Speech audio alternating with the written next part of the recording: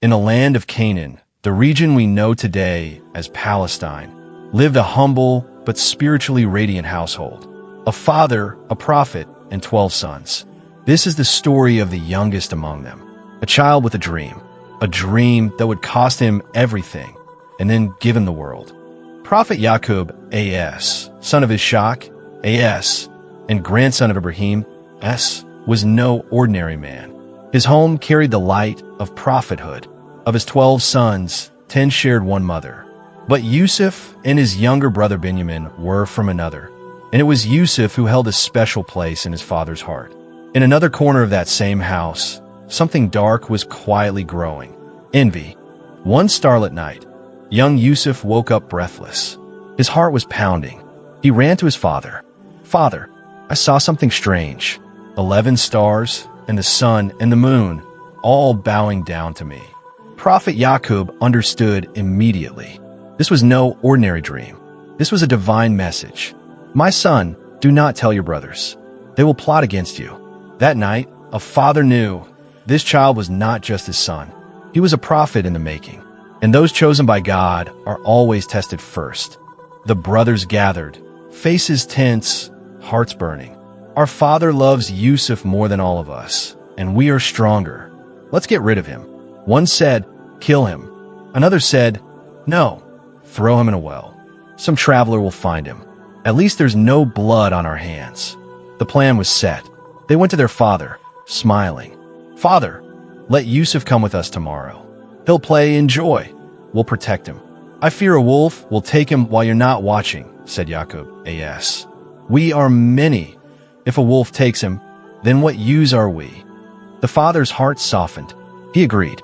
The desert sun beat down. Yusuf walked innocently beside his brothers, unaware this was the last journey of his childhood. Then they surrounded him, grabbed him.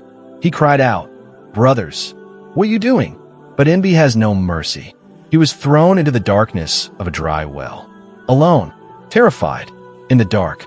But in that same moment, Allah sent him a divine reassurance. "Do not fear. One day, you will remind them of this very moment, and they will not even recognize you."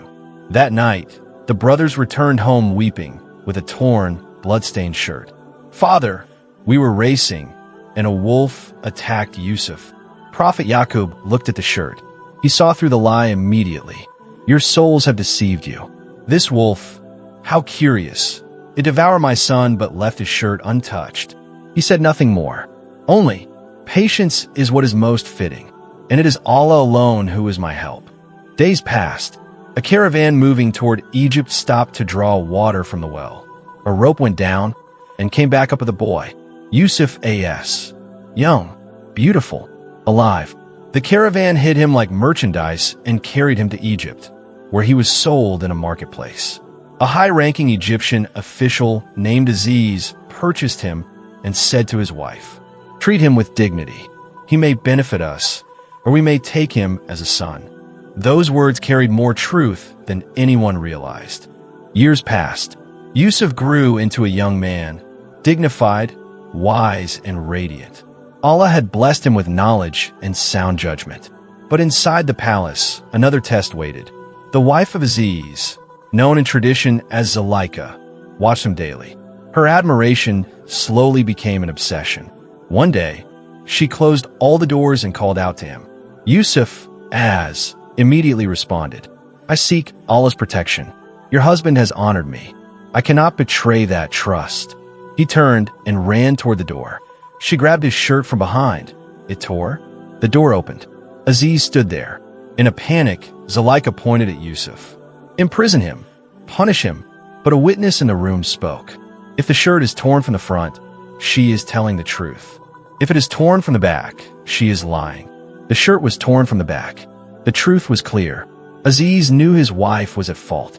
But to protect the family's reputation, he stayed silent and had Yusuf imprisoned anyway. An innocent prophet, behind bars. Word spread across the city. The minister's wife had fallen for her slave. Women gossiped and laughed. Zuleika heard all. She arranged a banquet, invited the noble women of the city, gave each of them a fruit and a knife. Then she called Yusuf, A.S., into the room. When he entered, the women were so stunned they cut their own hands without realizing it. "This is no human being. This is an angel." Zuleika spoke boldly. "This is the one you blame me for." I tried to tempt him. He refused. Yusuf A.S. raised his hands in prayer. "O my Lord, prison is more beloved to me than what they invite me to. Only you can protect me." Allah accepted that prayer. And so, despite being innocent, Yusuf A.S. was sent to prison. Behind cold walls and heavy silence, Yusuf A.S. remained at peace. He turned prison into a place of wisdom. 2 young men came to him, troubled by strange dreams.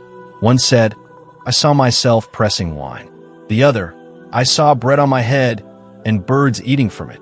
Before interpreting their dreams, Yusuf A.S. called them to faith, using every moment as a chance to guide. Then he told them, "The first of you will serve wine to the king again. The second will be crucified, and birds will eat from his head." Both came true exactly as he said. To the one who was freed, Yusuf A.S. said, "Mention me to the king." But the man forgot, and Yusuf remained in prison for several more years. One night, the king of Egypt had a terrifying dream. 7 fat cows devoured by 7 thin ones. 7 green stalks withered by 7 dry ones. No one in the kingdom could explain it. Then the freed prisoner remembered. He rushed to the prison. "Tell me the meaning of the king's dream." Yusuf A.S. replied calmly, 7 years of great harvest will come. Store the food. Then 7 years of severe famine will follow. What you store now will save the nation." The king was amazed. He ordered Yusuf to be brought before him. But Yusuf A.S. refused to leave until first his name was cleared. Ask the king about the women who cut their hands. My innocence must be established. The investigation was held. The women testified. Even Zuleika finally confessed. He was innocent. I was the one who pursued him. He is truthful. Yusuf's honor was restored before the entire court. He entered the palace, spoke to the king with wisdom and vision.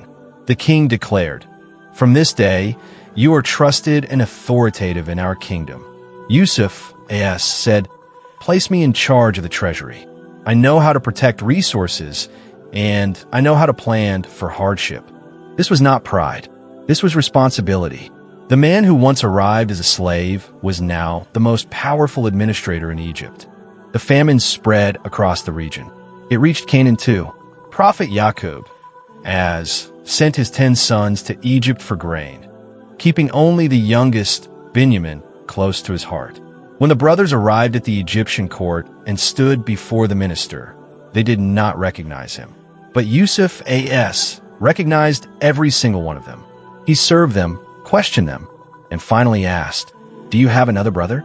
"Yes, he stays with our father. Bring him next time, or you will receive nothing." He also secretly returned their payment inside their bags, so they would have no choice but to return. The brothers returned home, found their money, and eventually convinced their grieving father to let Benjamin travel with them. In Egypt, Yusuf A.S. privately told Benjamin, "I am your brother, Yusuf.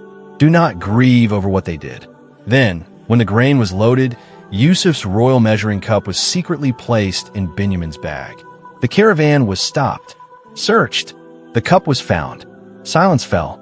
The brothers, shaken, said, "If he stole, it is no surprise. His brother was a thief before him."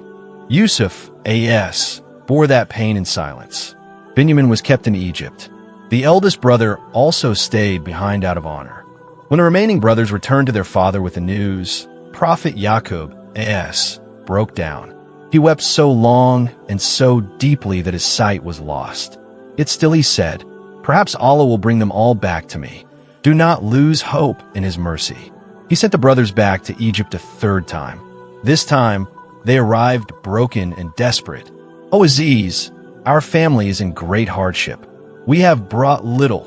Please grant us full measure and have mercy on us." Yusuf A.S. could hold back no longer.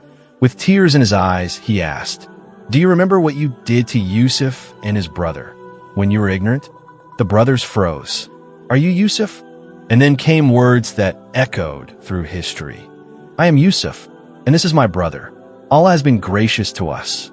Whoever has patience and God consciousness, Allah never wastes their reward. The brothers fell to their knees. By Allah, He has chosen you above us. We were truly wrong. Yusuf A.S. looked at them and said, No blame on you today. May Allah forgive you. He is the most merciful of all. He gave them his shirt and said, Place this over my father's face. His sight will return. When the caravan was still far away, Prophet Yaqub A.S. said, I can smell the fragrance of Yusuf. The shirt was placed on his face, and his sight came back immediately. Did I not tell you? I know from Allah what you do not know. The fulfillment of the dream. The family traveled to Egypt. After 40 years of separation, father and son embraced again, tears streaming, hearts overwhelmed. Yusuf A.S. seated his parents on the throne. His brothers bowed before him. He looked up and said, O my Lord, this is the fulfillment of my childhood dream. 11 stars, the sun, and the moon. You made it all come true. This story is not just about a prophet. It is about a child thrown into a well who became a king, a slave sold in a marketplace who became a minister, a young man falsely imprisoned who never complained, never wavered, never lost his dignity. And Allah elevated him precisely because of that. If today we hold on to patience and faith, no matter how deep the darkness, the dawn will come. Because it always does. Which part of this story moved you the most? Share in the comments, and don't forget to like and subscribe.